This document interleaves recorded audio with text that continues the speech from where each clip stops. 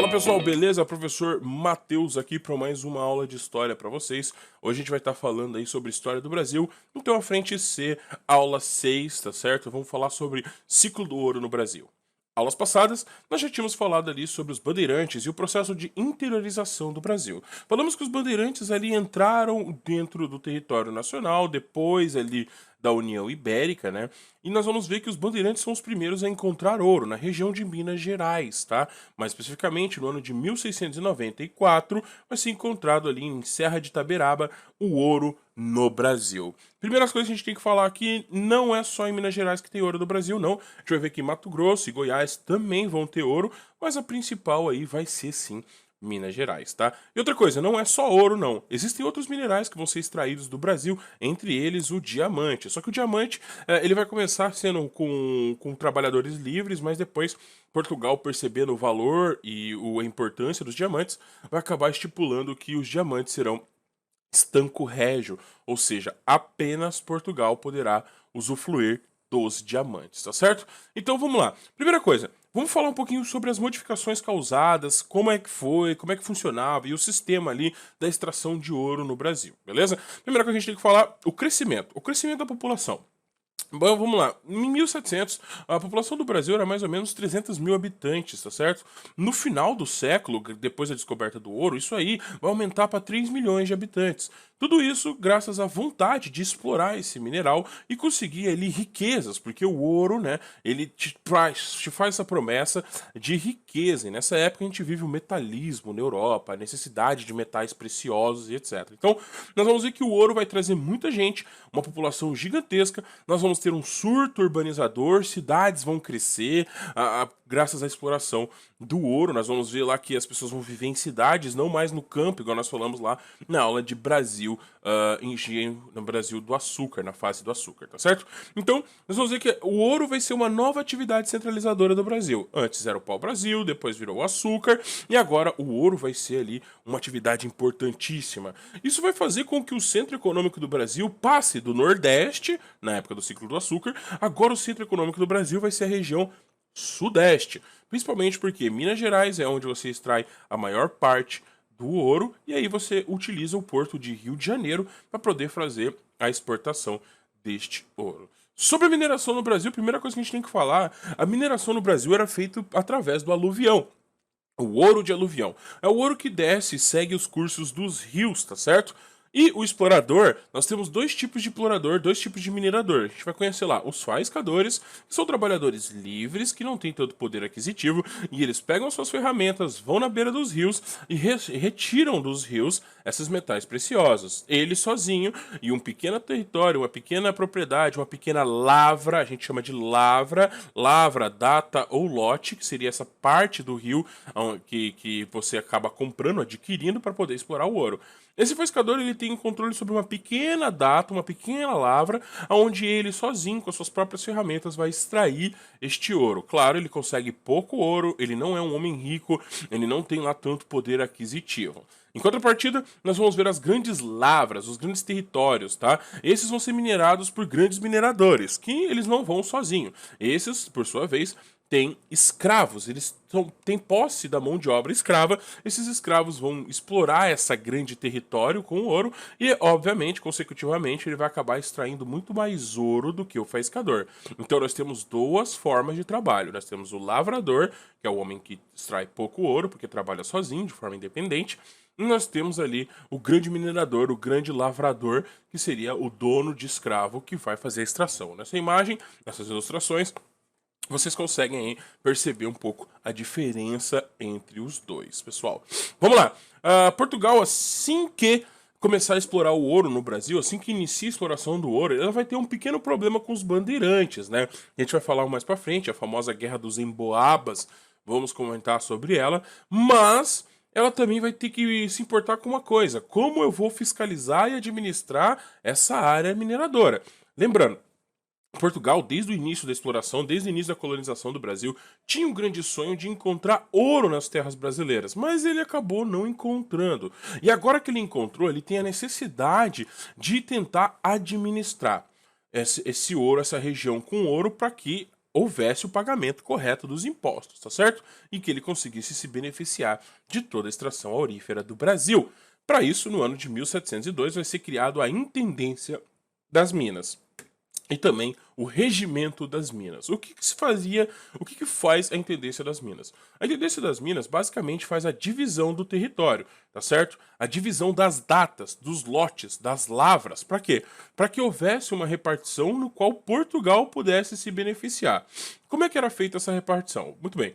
Quando era descoberto um rio que tinha o curso dele, no curso dele tinha ouro, nós vamos ver que a Intendência das Minas vai lá e vai fazer a divisão desse rio. Ele vai dividir em várias datas, ou lotes, tá certo? Uma dessas datas vai ser dado para o descobridor. Então você, por ter descoberto o ouro naquela região, a Intendência das Minas vai te dar, sim, já um pedaço daquele rio para você poder explorar e conseguir ouro. Então você não precisa comprar, você não precisa ter dinheiro nenhum, você simplesmente vai ganhar por ter descoberto. Por isso que a gente pode afirmar que a extração aurífera, diferente do engenho, igual a gente falou naquela aula de Brasil Engenho, ela é mais democrática, já que só por você ter descoberto, você já consegue participar dessa atividade. Beleza. Outra data, outro lote fica para o rei, para a coroa portuguesa. Então a coroa portuguesa vai pegar, vai dar uma para o descobridor, pega uma para ela e o resto, e o restante. O restante vai ser sorteado para grandes donos de escravos, tá certo? Portugal vai acabar sorteando essas datas, esses lotes, para grandes donos de escravo, porque quanto mais escravo você tem, muito mais ouro você vai conseguir extrair daquela data. Se você extrai mais ouro, obviamente você vai pagar mais imposto, tá? Então nós vamos ver que a Intendência das Minas faz essa divisão das datas. Então ele vai pegar as datas e sortear para aqueles que têm maior poder aquisitivo, maior número de escravos para poder explorar essa mina, tá certo? Então era relativamente mais democrática, claro que se você fosse um homem rico e tivesse já escravos, você teria uma possibilidade muito maior de conseguir um território para explorar esse ouro. Senhores, a Intendência das Minas, além disso, além de dividir o território, nós vamos ver que a Intendência das Minas também ela cobra o imposto, tá? Ela cobra os impostos dos extratores de ouro, tá? Dos mineradores. Dentre esses, um dos mais famosos é o famoso quinto, que já estava lá desde a época da carta de doação. O quinto é 20% de todo ouro extraído. Bom, aí você pode fazer uma ligação, né? Quanto mais escravo a pessoa tem, mais ouro ele vai extrair, e dentro dessa porcentagem, muito maior vai ser o valor pago de imposto por este minerador. Por isso que Portugal ali acabava gostando de dar essas datas para as pessoas que tinham maior número de escravos, tá certo? Só que mesmo assim existia um forte contrabando, tá? As pessoas se negavam a pagar impostos, inclusive a própria igreja também utilizava ali, a própria igreja não pagava impostos, tá? E incentivava o não pagamento de imposto, tá? Os grandes mineradores não pagavam impostos, os pequenos mineradores também sonegavam. Uma das táticas ali mais conhecidas na época é o famoso santinho do pau oco, como vocês podem ver na imagem, né? Que são os santos esculpidos e por dentro ali oco, onde você consegue retirar e guardar ouro em pó ali dentro. Detalhe, o ouro na mina era extraído em forma de pó, de granulado de ouro, tá? Então o que acontece? Muitas vezes, na hora que você ia comprar e vender algum produto, você utilizava uma balança e pesava a quantidade de ouro para o preço do produto. Então, as pessoas não tinham costume de fundir o ouro. Por que eles não fundiam o ouro? Porque se você fundir o ouro, você vai ter que ir numa instituição real do rei, da coroa, fundir esse ouro e eles vão te cobrar o imposto. Ou seja, se você não quer pagar o imposto, você vai usar o ouro em pó. E para você transferir esse ouro para outros lugares, você usava o santinho do pau oco. Assim você podia mandar o ouro do Brasil para Portugal, sem ninguém desconfiar que você não pagou imposto, tá? Então o ouro em pó era muito fácil de você sonegar impostos, tá? Passamos aqui a questão do contrabando e a tentativa de Portugal de acabar com este contrabando de ouro e acabar com a sonegação de impostos, tá? Nós vamos ver no ano de 1720 Portugal criando as casas de fundição e obrigando a todos a fundir o seu ouro. A partir de 1720 é proibida a utilização de ouro em pó. E todo o ouro que for utilizado tanto na coroa, no Brasil, em Portugal, como na colônia, deve ser o ouro fundido nas casas de fundição. O que essas casas de fundição faz? Eu sou minerador, eu vou pegar lá meu ouro em pó, vou levar para a casa de fundição. A casa de fundição automaticamente vai descontar o quinto, né? Vai descontar os 20% e o resto ela vai fundir para mim, transformar em moedas, em dobrões e me entregar. Se não fosse fundido, você não poderia utilizar o ouro, tá? Então é proibido, em 1720 vai ser proibido a utilização do ouro em pó e você vai ter que utilizar as casas de fundição. Isso vai gerar algumas revoltas no Brasil, como por exemplo a revolta de Vila Rica, que nós vamos falar um pouquinho mais para frente. 1750 a coisa começa a ficar um pouco mais apertada, tá? Nós vamos ver lá o ministro Marquês de Pombal com essas políticas pombalinas. Vamos estudar um pouco mais para frente, tá? Marquês de Pombal em 1750, ele vai aumentar os impostos. Beleza? Ele vai colocar, inclusive, um número mínimo que você tem que alcançar. Anualmente, Marquês de Pombal vai falar que o Brasil deve pagar de impostos 100 arrobas anuais. Então, todo ano deve ser pago 100 arrobas de ouro. Isso dá 1,5 toneladas, né? Ou 1.500 quilos de ouro por ano. Caso não fosse pago esses 1.500 quilos por ano, se por algum motivo você não pagou todo o imposto de Minas Gerais, todo o imposto de ouro do Brasil, não conseguiu dar 1.500, o que faltar vai ser colocado na derrama. A derrama vai ser o imposto sobre o que faltar dos 1.500 quilos de ouro, tá? E anualmente vai faltando, se vai faltando, vai ser adicionado na derrama. Até que um dia essa derrama seria cobrada de forma violenta, confiscando territórios, confiscando bens, pertences, até que os portugueses conseguissem pegar todo o bem que os brasileiros, os colonos, estavam devendo para Portugal. Então, basicamente, o Marquês de Pombal cria um imposto que é o mínimo de ouro a ser pago de imposto, tá? Que é 100 arrobas anuais. E depois, se não houvesse o pagamento, seria cobrado então a derrama, que é basicamente a parte que falta para completar as 100 arrobas de ouro, beleza? E essa derrama seria cobrada de forma violenta. Qual é o problema? A partir de 1765, o ouro começa a se esgotar. Bom, o ouro é um recurso natural finito, ele se esgota. E todo o ouro arrecadado no Brasil não consegue mais completar 1,5 toneladas, não consegue completar mais as 100 arrobas de ouro e vai começando a faltar, faltar, faltar. E cada vez mais, a partir de 1765, vai acumulando o valor da derrama e até chegar num ponto onde os mineradores não vão conseguir pagar essa derrama e não estão conseguindo nem pagar os impostos de 100 arrobas anuais. E daí nós vamos ver que uma outra grande revolução, né, a Inconfidência Mineira, vai acabar sendo planejada graças à cobrança da derrama. Beleza, senhores? Então, basicamente, essas aí são as tentativas de controlar o contrabando e a isenção de impostos, né? Desculpa, a sonegação de impostos no Brasil por Portugal. Casa de fundição, 100 arrobas anuais e a cobrança da derrama. Pessoal, quanto mais passava o tempo, Portugal ficava quase que 100% dependente do ouro do Brasil. E é por isso que ele está com tanto medo que acabasse. E é por isso que ele se nega a acreditar que o ouro está acabando. Ele prefere acreditar que eles estão sonegando impostos do que acreditar que o ouro estava acabando.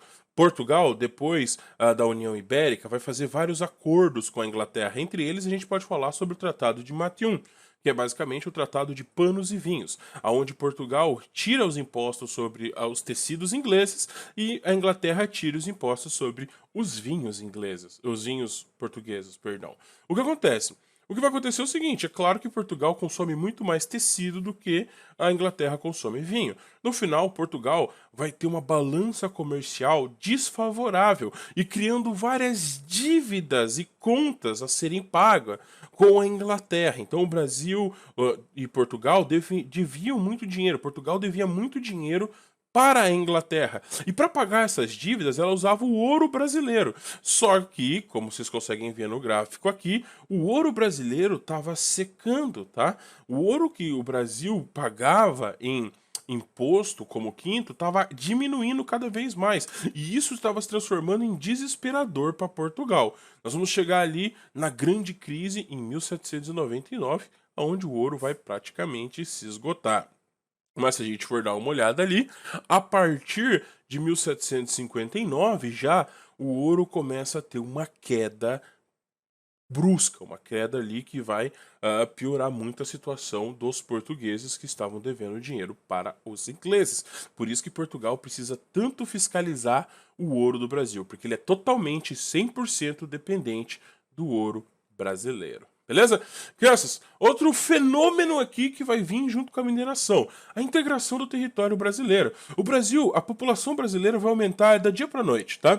E nós vamos ver que em Minas Gerais vai ser criado várias zonas urbanas. E nisso não tem lá, digamos, o abastecimento de bens agrícolas, tá? Então as pessoas dentro da cidade de Minas Gerais vão precisar comer, vão querer carne, outra coisa, vão precisar ali de produtos naturais, de cultivo, etc. Só que a região da mineração não produz isso. Não é igual a cana-de-açúcar, que lá do lado tinha a lavoura onde era produzido. Essa vida urbana precisa ser abastecida. E o que acontece? Nós vamos ver que vai ser interligado. O Brasil agora vai ter um mercado interno. As pessoas vão estar querendo consumir produtos. Essas cidades vão ter que ser abastecidas com comida, com gêneros agrícolas, com roupas, com alimentos. E o próprio escravo tem que ser alimentado, tá? Você precisa ter comida para o escravo. Nisso, nós vamos ver que essas regiões que a gente falou na nossa aula de interiorização, como por exemplo o sul do Brasil, o nordeste, essas áreas que vão ter o cultivo de gêneros agrícolas e também vão ficar forte com a pecuária, elas vão entrar para fazer o abastecimento dessas cidades. Então lá, a gente pode falar do Rio Grande do Sul, com o gado do Rio Grande do Sul, o nordeste lá, o curso do Rio São Francisco, também vai tudo, todas essas regiões vão acabar abastecendo as grandes cidades, as grandes áreas urbanas que vão ser criadas com a mineração, tá certo? Isso vai gerar duas coisas. Um mercado interno, né? O Brasil vai ter um mercado interno, então agora os produtos vão circular por dentro do Brasil. E dois, as regiões do Brasil vão ser interligadas, tá? Por exemplo, nós vamos ver lá que o gado do Rio Grande do Sul vai ser levado para o Paraná, para Santa Catarina e depois chegando em São Paulo. Lá em São Paulo, esse gado vai ser levado ali para Minas Gerais. Tirando isso, em Minas Gerais o ouro vai ser levado para o Rio de Janeiro e o gado do Nordeste também desce para abastecer Minas Gerais. Ou seja, as regiões do Brasil estão sendo interligadas, tá? Está tendo uma conversa, um diálogo e uma troca de produtos entre essas regiões. Um destaque aqui vão ser os famosos tropeiros que levam este gado do Rio Grande do Sul até São Paulo, tá? Parando em pequenas estâncias, em pequenos locais para se abrigar, e esses locais vão acabar virando fazendas, que depois viram pousadas e depois vão virar algumas cidades. Aqui no Paraná, em Santa Catarina, muitas cidades ali foram abertas graças ao trabalho dos tropeiros, que levavam carne, que levavam gado, e levavam couro, principalmente o charque. O charque era a grande comida utilizada ali para você alimentar os escravos. A carne seca era utilizada para alimentar os escravos. Então, esses tropeiros faziam esse trabalho de levar esta mercadoria, tá? E aqui nós temos alguns caminhos aí utilizados pelos tropeiros e algumas das cidades que vão basicamente nascer graças à atividade dos tropeiros, tá? Pessoal, escravidão na mineração, a gente não pode deixar de falar sobre isso. A escravidão na época da mineração vai ser intensificada. O negro africano vai ser a principal mão de obra. Mas, mesmo assim, a gente vai ver que também vão ter muitos trabalhadores livres, artesãos, pessoas que vão praticar o comércio dentro da cidade. Então, com a vida urbana, aumenta o número de trabalhadores livres. Não quer dizer que reduz os dos escravos. Os escravos ainda vão ser amplamente utilizados, tá certo?